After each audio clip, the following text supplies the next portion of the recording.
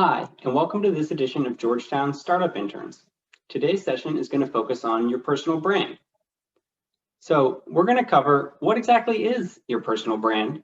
In case this might be unfamiliar territory for you, we'll give you a series of etiquette tips you can follow, as well as a lengthy list of don't do items. We'll also talk about the skills you can embody to be the ideal team player and how you can make every day count to leave a legacy even after your internship is over. So our learning objectives today will focus on why your personal brand matters to your career, what types of business etiquette are essential to maintaining your personal brand. We'll also talk a little bit about your uniform and what you wear that supports your personal brand. As Will Rogers famously said, you never get a second chance to make a first impression.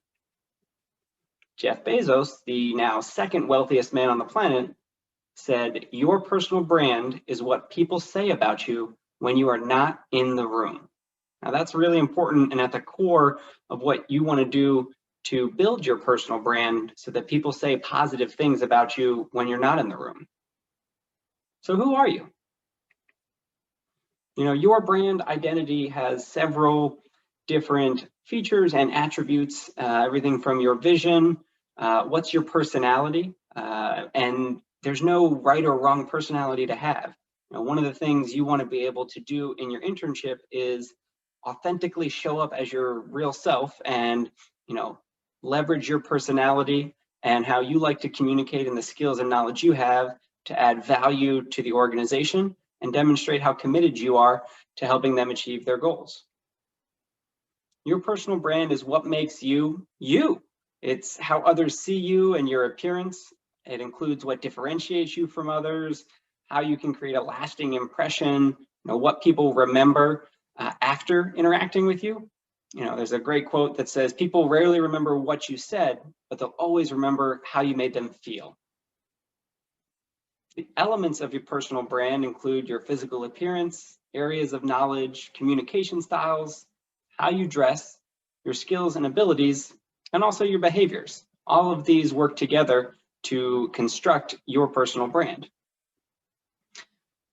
Throughout the Georgetown Startup Interns program, we want to encourage you to identify your strengths and unique traits and figure out how to refine those strengths to develop and cultivate a personal brand by setting short and long-term goals. We'll also have you complete the Strength Finder 2.0 assessment, which will give you a list of your top 5 strengths that can help develop your self-awareness on what are the areas that you're really good and talented and skilled at, and how can you nurture and develop those to be even more impactful by honing and improving your biggest strengths. So how do you define your personal brand? You know, there's a few elements that we'll cover. One of it is the types of content that you're posting, whether it's written or visual. You know, what are your values? What are the things you care about? Are there certain causes that are really important to you? You also want to think about, what do you hope to achieve with your personal brand? Who do you hope to attract to you? Are there certain types of people or personas that you want to avoid and not really be associated with? And we'll go into a little later some of the do not do items. And if you see some of the other interns or even full-time employees doing some of those things, you still probably want to stay away from them. You can also think about the tone of voice in which you communicate.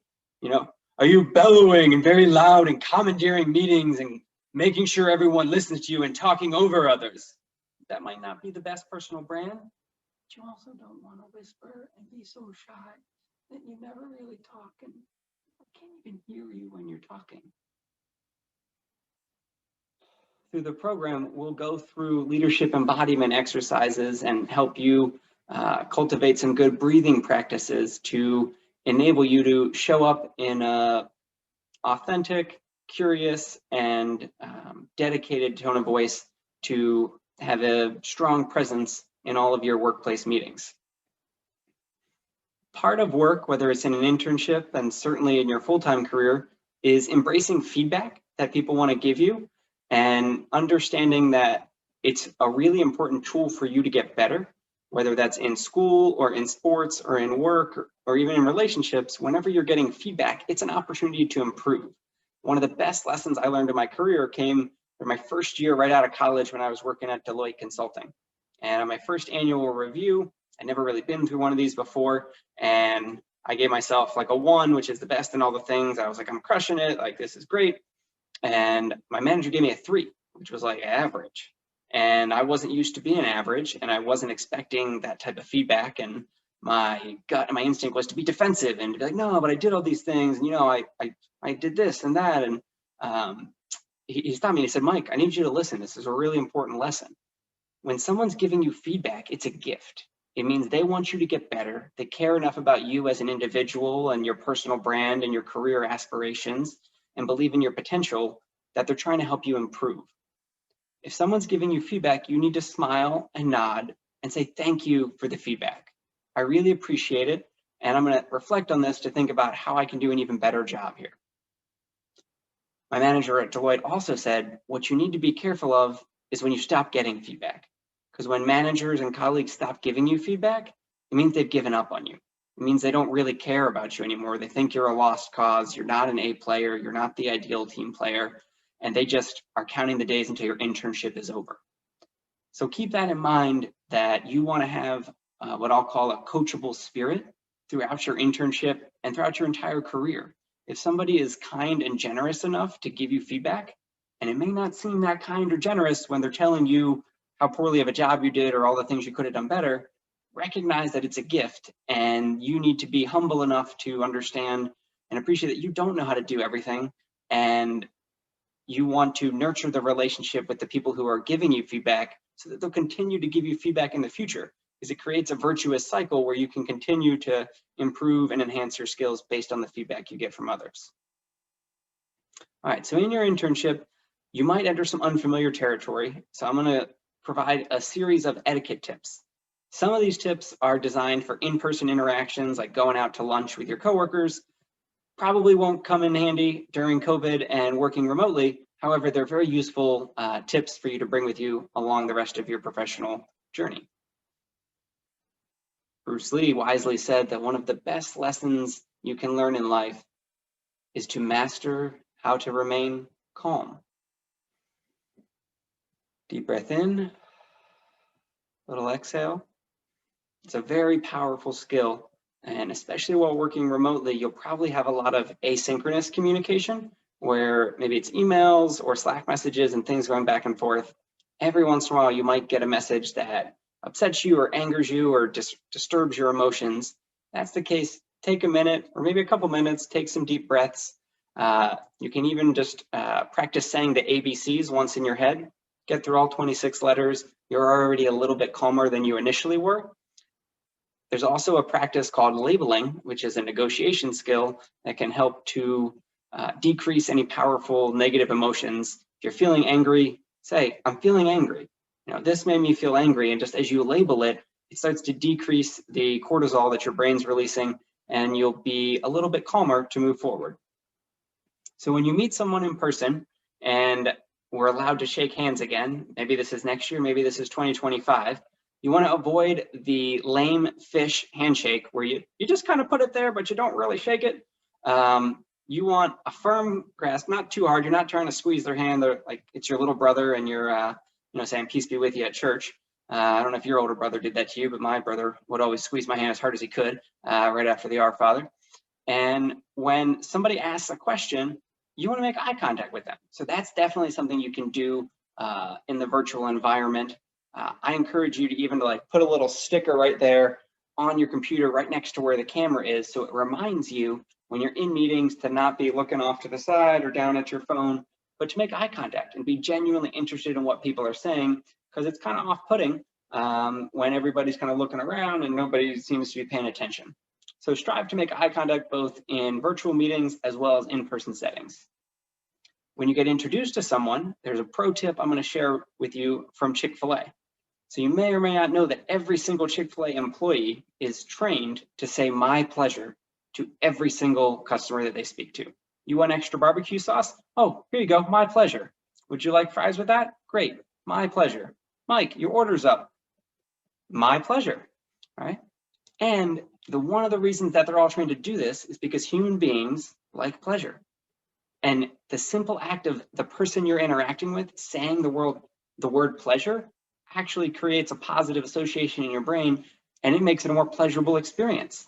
So whenever you meet someone new, whether it's in person, over a video call, or even via email, and say, "It's my pleasure to meet you, Mike Malloy," or whatever their name is. Because the other thing that you're doing there is helping you to remember what their name is. And you're also creating a more positive connection because every human being likes hearing their own name. So remember, when you meet somebody new, you can simply say, "It's my pleasure to meet you," insert name.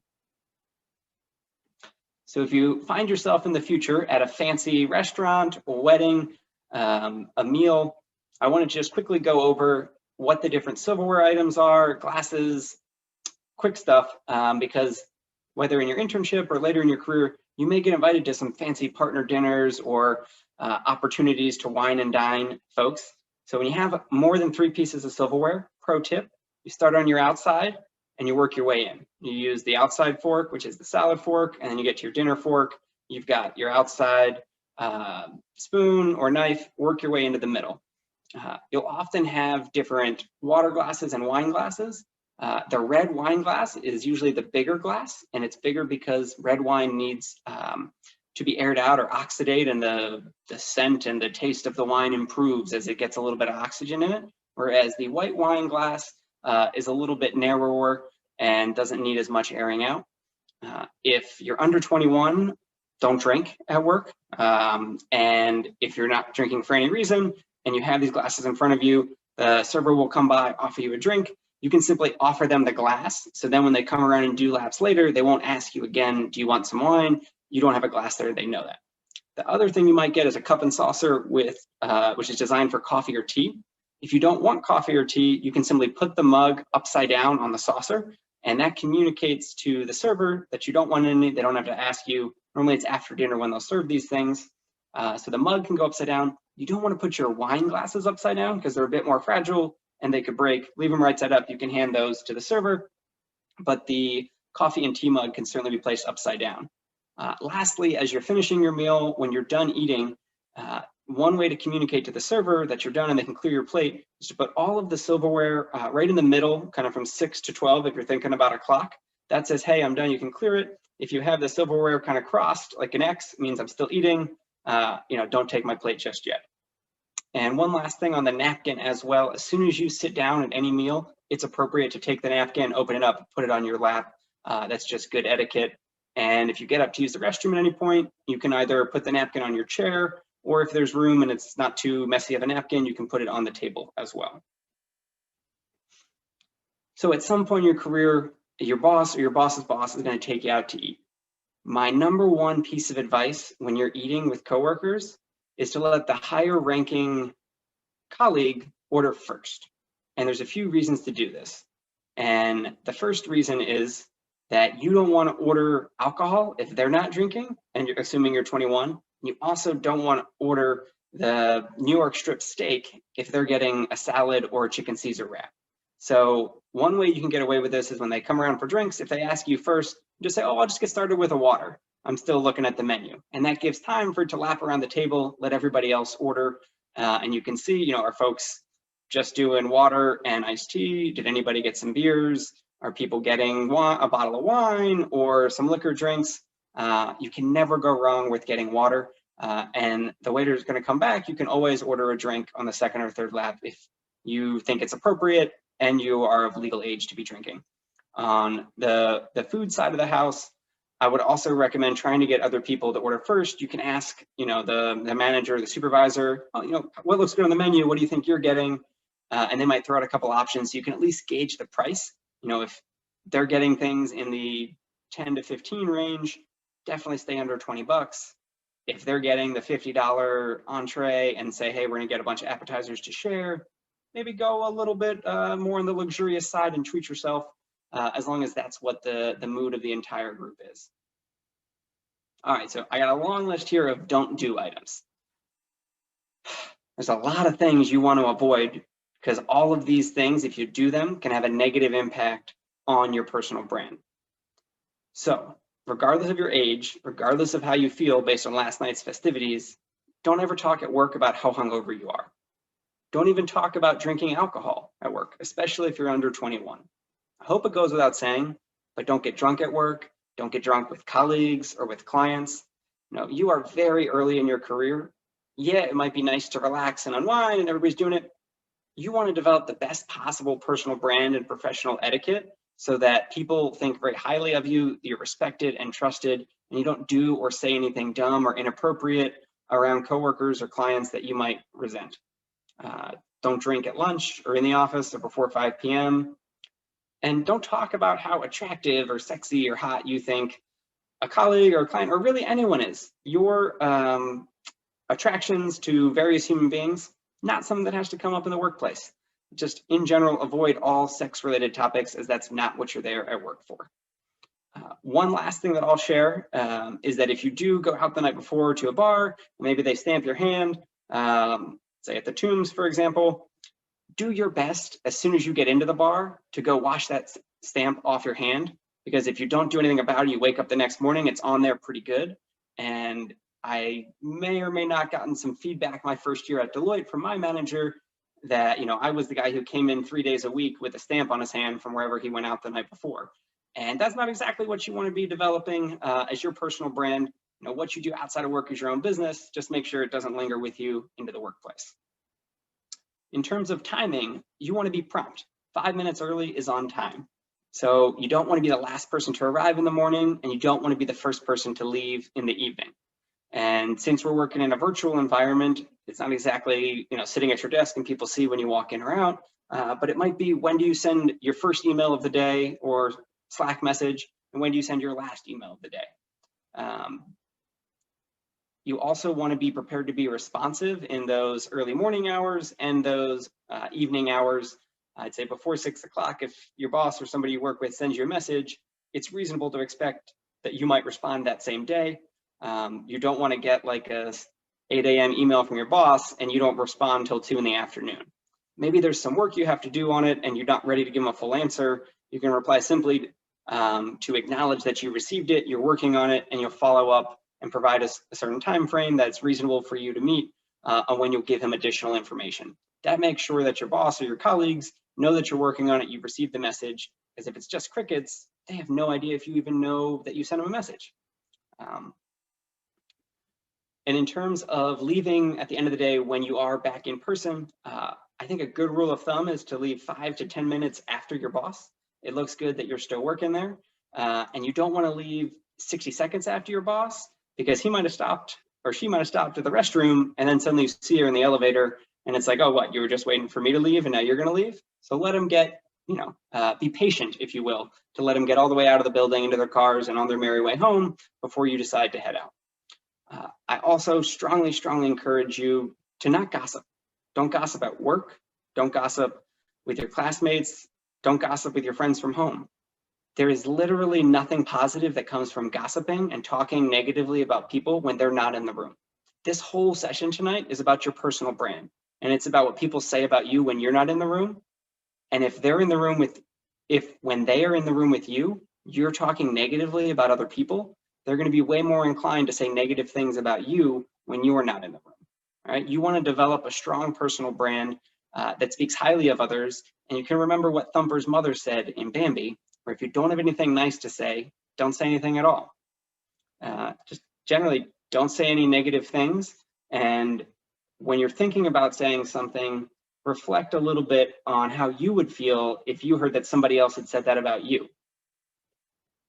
Regardless of your intentions and your beliefs about gossiping, there's probably going to be 1 or 2 folks at your company who like to gossip, and they might chirp at others, or they might have kind of back channel making fun of folks while you're in meetings. Just don't participate in that. Avoid those interactions. Minimize time you spend with those people, because ultimately they're exhibiting negative qualities that you don't want to be associated with. Something that's going to be super hard for all of you, I'm sure, is to avoid glancing at your phone. When you're in the room, be in the room. All right? If you haven't seen the movie Hitch with Will Smith, I 10 out of 10 highly recommend it. He's got a ton of great tips as a date doctor, but also how to be present in work as he's helping the main character who's trying to impress this fancy businesswoman. He's like, when you're in the room, be in the room. Don't daydream about other things. Don't be glancing at your phone or scrolling through Instagram or doing whatever. Focus, all right? Pay attention, lock in on your video camera, review the material that are being discussed, take notes. It's totally fine in some meetings to say, hey, just to let you know, I've got a second monitor up here. So if I'm glancing over here, I'm taking notes. I just want to capture everything we're talking about. I want to let you know that I'm not, multitasking, doing something else. I'm really focused because I know this is an important topic, and I want to help make sure that I document everything we talk about. Whether it's a second monitor or a notebook and a pen and paper that you're writing things down with, it's a great habit to just communicate and basically name what it is you're doing so folks know you're paying attention. I recommend you leave your ringer off during meetings and meals. It's great to avoid putting your phone on the table. Like, people don't need to see your phone, because your brain, even subconsciously at this point, is probably so addicted to your phone that it's constantly thinking, oh, I wonder if I got a new notification. I wonder if anybody liked that thing I posted this morning. Put it in your pocket, out of sight, out of mind. You want to put it in a bag, even better. You also don't want to text or email during a meeting unless the email or text is directly relevant to what you're talking about and came up that, hey, we got to talk to Susan about X. And you're like, oh, I'll get right on it. I'll send her a message right now. Go ahead and do that. If it's not directly work related to this meeting, don't do it. You also want to avoid sending emails to colleagues who might be in that meeting about a different project or something else you're working on during the meeting. You might draft it if you're able to, put some things together, but recognize if other people are in a meeting and they're paying attention. By you sending an email during the meeting, you're communicating that you're not paying attention, and you think they may not be paying attention, and you think the thing you're emailing about is more important than whatever you're meeting about. So wait until after the meeting is ended to send the email or text. And hopefully it goes without saying, but don't post dumb shit on the internet. Everybody and their mother has a Facebook or a Twitter or an Instagram. Most people have TikTok. I don't even know what else. Maybe there's a Snapchat or whatever the kids are using these days. Assume that people you currently work with and future employers can and will check out all of your social media accounts. So make it PG-13. I'll leave it at that. Have fun, live your life, but recognize anything you put out on the internet may be seen by current or future employers, and that certainly factors into your personal brand. All right, I got a real world example here from Crate and Barrel. So I went there a little while ago to purchase a very nice bookshelf, and I interacted with two sets of employees there. When you look at these two pictures, who do you think demonstrated a stronger, more professional personal brand? The guys on the left, who one looked like he hadn't brushed his hair in a week. The other one had a man bun. I don't hate the man bun, but it's also not the most professional hairdo. Whereas the other guy had a shirt tucked in, very formal looking, had dress pants on, a watch, wedding ring. He looked like a professional. He was able to provide much better service after the first two guys kind of mumbled around, couldn't figure out where the inventory was, didn't know how to get me what I needed. Their manager came over, was able to help me right away. So there's another lesson in here too, where you want to dress as you hope to be perceived. And often you don't want to be perceived as a college intern. You want to be perceived as a full-time employee, or perhaps as your manager, or even your boss's boss. A great rule of thumb that you can think about is dress as you expect your boss's boss to dress for this type of an event. Whether it's in person or a virtual meeting, are they going to be wearing a shirt with a collar? We'll get into wardrobe things here in a little bit. And the reason it's not just dress as your boss, but dress as your boss's boss, is both because it gives you a higher growth potential, as well as there's a chance that your boss just doesn't get it. And he's wearing, flip-flops and a t-shirt when everybody else is in dress shirts and a suit jacket. You want to make sure that you're shuffling up the organization, and your wardrobe communicates that effectively. So here's a great look at professional attire for both men and women. I would say any of these outfits would probably be appropriate for your internships. I also will talk about in a minute too, developing a uniform, sort of what are your favorite shirts or outfits to wear, and making it a lot easier for you to be able to pick out what you're going to wear the night before. And one of the reasons I recommend you pick out what you wear the night before is because of a concept called decision fatigue. Over the course of a day, your brain can only make so many decisions. And each decision you make uses a little bit of your decision energy. And if you waste some of that precious decision-making energy in the morning, trying to pick out what to wear, going through 7 different outfits, you're basically just wearing down your energy and your stamina before your workday even gets started. Picking out what you want to wear is not that hard. That's something you can actually do at the end of the day, 15, 20 minutes before you're going to bed. Take a look in your closet, pick out some pants, a shirt, some socks, and get ready for the next day, and just put it out there on the table or the nightstand, wherever you want. So when you wake up in the morning, you hop in a nice cold shower to get up for the day, wake yourself up, and then put those clothes right on. You're ready to go and tackle the day, and you haven't had to waste any of your energy figuring out what to wear. There's a great montage of Steve Jobs, who always rocked the jeans and the black turtleneck. Mark Zuckerberg loves his gray shirts. It's super easy to pick out what you want to wear in the morning when you only really have one option. Whether or not you've seen Mean Girls, I hope you know that on Wednesdays, they wear pink. And guess what? I have a pretty simple, easy to remember uniform that I wear. And this shirt, which you may have seen, we got a little purple and green check. This is my Tuesday shirt. I wear this shirt literally every Tuesday. If you ever see me on a Tuesday, I'm wearing this shirt. The sweater is new, got it for Christmas. It's a little winter sweater to keep me warm. But this green and purple shirt, wear it every Tuesday. You rewind to, back to here, boom, you can tell up there, that photo was taken on a Tuesday.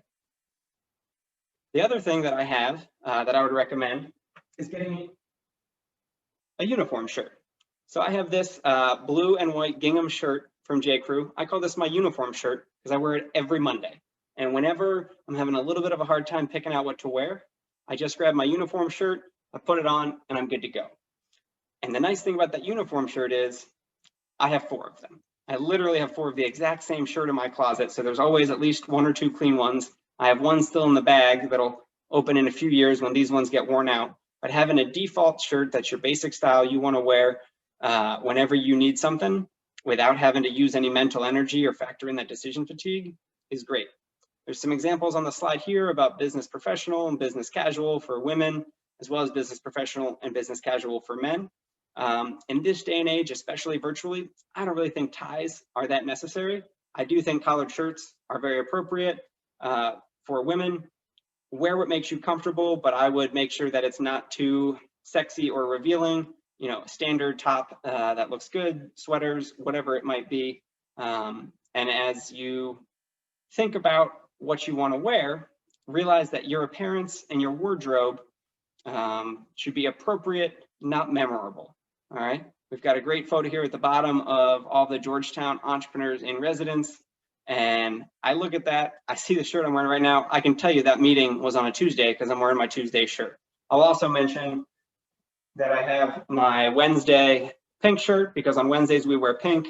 And on some weeks where that's not available, you can get by with some pink Bombas socks if you need it. And I'm a Baltimore Ravens fan, so every Thursday I wear purple. Or sorry, not every Thursday, every Friday I wear purple for Purple Fridays. Makes it pretty easy. Thursday is my only wild card day. I don't have a standard style that day, and I pick something out on Wednesday night that I think I'm going to enjoy. Quick note on sense of smell. Don't smell bad. It's pretty straightforward. You probably won't deal with this in your internship during COVID, but keep in mind when you do get back into the workplace, you don't want to personally smell bad or have BO or have not showered or have like workout clothes from your morning into the office that then smell bad under your desk. You also don't want to cook or eat any food that smells bad.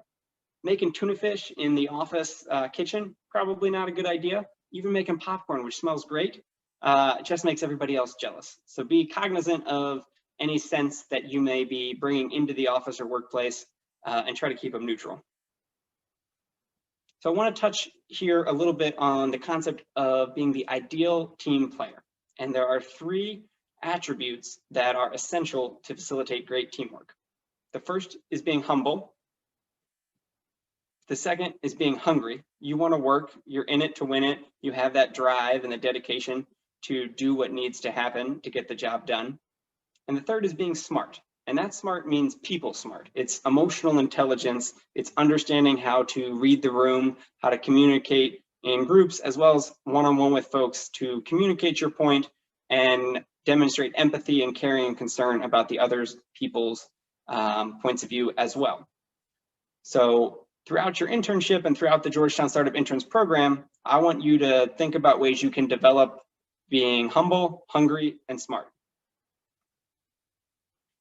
You can also be curious, be relentlessly curious about your customer, about your colleagues and the work they do, about how the overall organization functions, and ways that you might be able to add additional value. Be interested in what people are saying, the topics of meetings. You never know where you might be able to learn additional information about the company, about other roles or departments within the company. You also want to be present. As I mentioned earlier, when you're in the room, be in the room. Focus on work and let social media or games on your phone or other schoolwork be done at other times. When you're clocked in for your internship, be clocked in. All right, they hired you because they expect you to do good work, to show up and be present. And I want you to be where your feet are and to be open-minded, to learn, grow, and develop. These slides will be available on Canvas. I highly recommend you click the link at the bottom for the Ideal Team Player book summary. It's a phenomenal book that talks about being humble, hungry, and smart through an anecdote or parable, if you will, where they're trying to recruit a new team member to join a construction company. I love it. My mom got me the book for Christmas last year, and I learned some really good lessons from it. And the book summary you can probably read in 5 or 10 minutes and will help you understand the key principles so you can apply them to your internship.